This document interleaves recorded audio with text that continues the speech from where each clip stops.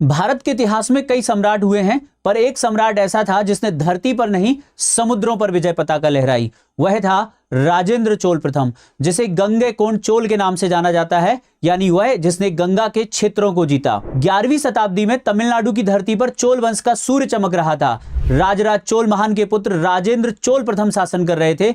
वह पिता का उत्तराधिकारी ही नहीं बल्कि सपनों को साकार करने वाला योद्धा था। उसने सिर्फ राज्य नहीं चलाया बल्कि साम्राज्य गढ़ा।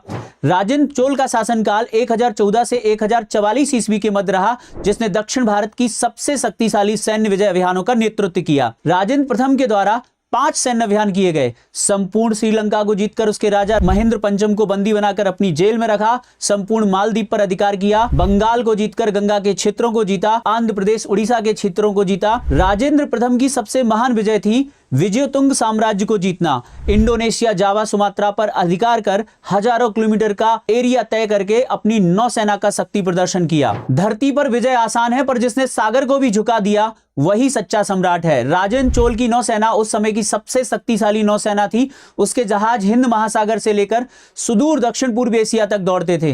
वो भारत का पहला शासक था जिसने ब्लू वाटर पॉलिसी अपनाई, यानी समुद्र ही उसकी सीमा थी। गंगा पर विजय प्राप्त करने के बाद उसे खिताब मिला गंगैकोंड चोल, यानी वह राजा जिसने गंगा को जीता। उसने इस विजय के प्रतीक के रूप में राजधानी बसाई जिसका नाम था गंगैकोंड चोलपुरम, जहां आज भी उसका महान शिव मंदिर खड़ा हुआ है। राजेंद्र चोल ने सिर्फ युद्ध नहीं जीते, उसने व्यापार, कला, नौवहन और धर्म को भी जोड़ा। उसके शासन में चोल साम्राज्य की सीमाएं दक्षिण भारत से लेकर दक्षिण पूर्व एशिया तक फैली। वो पहला भारतीय राजा था जिसे कहा गया समुद्र का सम्राट। धरती झुकी, सागर झुका, इतिहास नतमस्तक हुआ, क्योंकि वो केवल राजा नहीं था, वो था राजेंद्र चोल, भारत का समुद्र विजेता, चोल वंश का गौरव।